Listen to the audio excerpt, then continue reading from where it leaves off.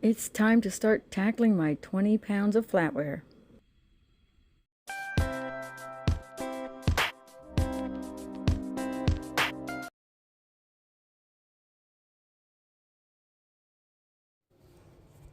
I bought 20 pounds of flatware at a Goodwill. Each one of these packages was $3.99, and I have 5 of them.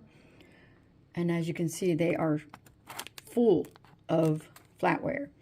So I want to figure out how much per piece it is. I'm going to have to open these all up. So my total spend on this was $19.95. Let's count them up.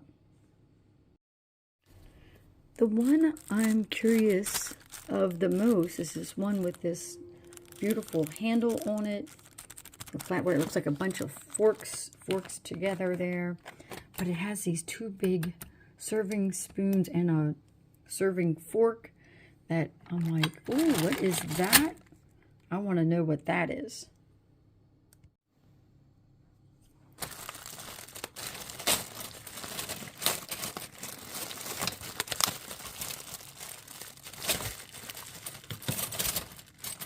Wow. Look at those. They're super nice. They look almost brand new. So many of them. Oh, let's see if they say anything on the back. I'm not going to be able to read that right away. Oh, wait a second. That says Homes and something. I will have to figure out what these say, and I'll tell you later. Let's see, this one. Yeah, cannot read those. And that's what that handle looks like. Let's get these big spoons. Oh, that one might be monogrammed.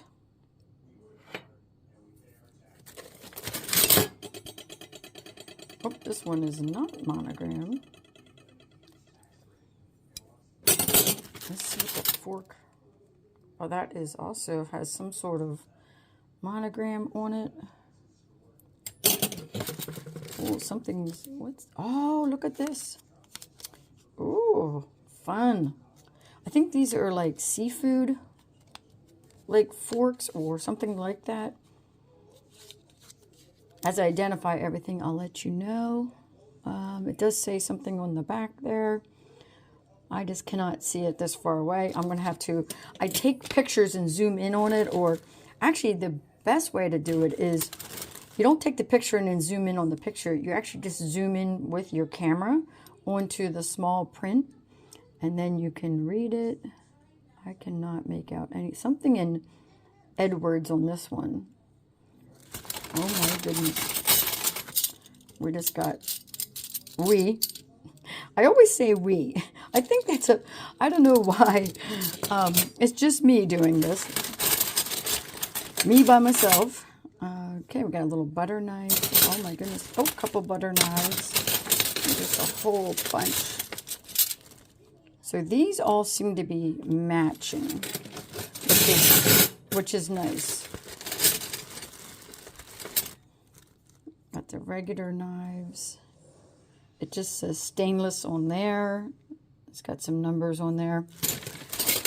Alrighty. So the other thing I'm going to do is fill my sink up with water, and I'm going to wash all of these. They're very clean, like they don't need much attention, and then just towel dry them to get like the spots off of them. And that's it for that one. I zoomed in on one of the pieces of flatware and took a picture. It says Homes and Edwards, inlaid IS. I just counted up all the flatware pieces, and there's 56 of them, plus the little seafood forks.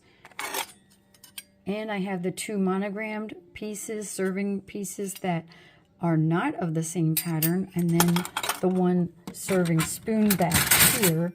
So I think I'm off to a really good start.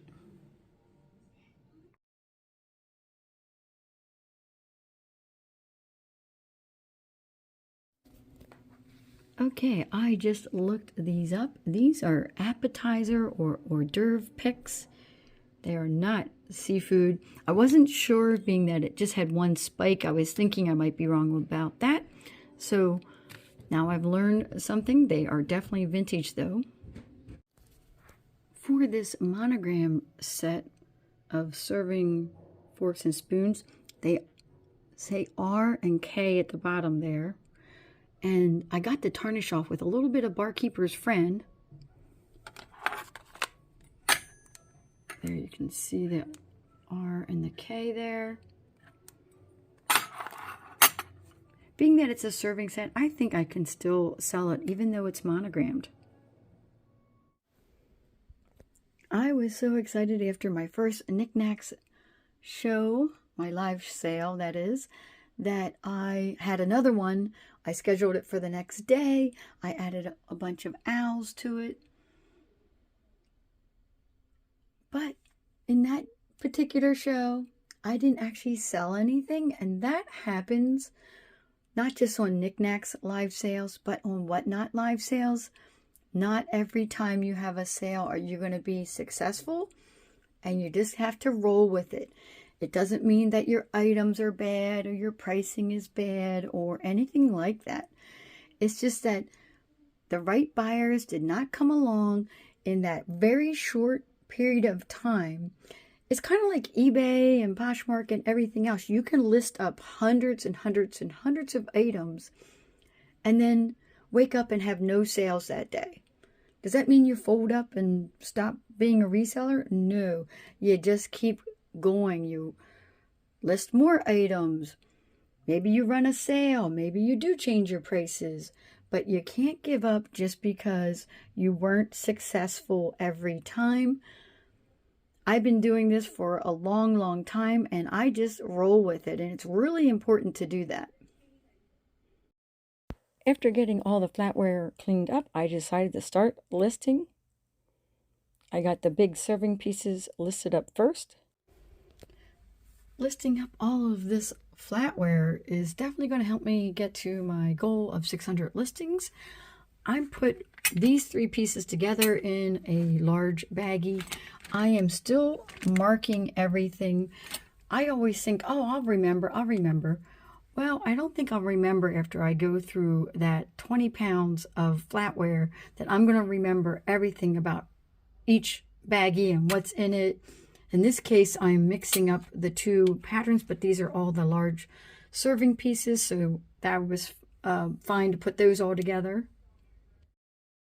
Once I got these out of the package, I realized that they were stainless steel and black plastic handles, and they were made in Japan. What made it easy for listing is I had a set of 12 knives, so I did one listing with a quantity of 3. And I also put it in the listing that you got a discount for buying in quantity. I did the same thing for the forks. I listed up one listing of 4 with a quantity of 4 sets available, and the buyer would get quantity discounts for buying more than one set. The maker was Holmes & Edwards, and the pattern was called Masterpiece. In the flatware, I also found this sugar spoon and a master butter knife.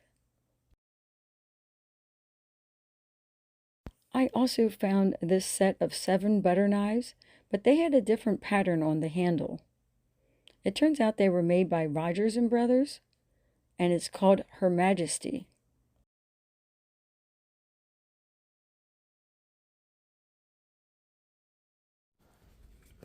I'm almost done listing up all that flatware. This is going to be one listing. I'm going to do one set of 4 with a quantity of 4.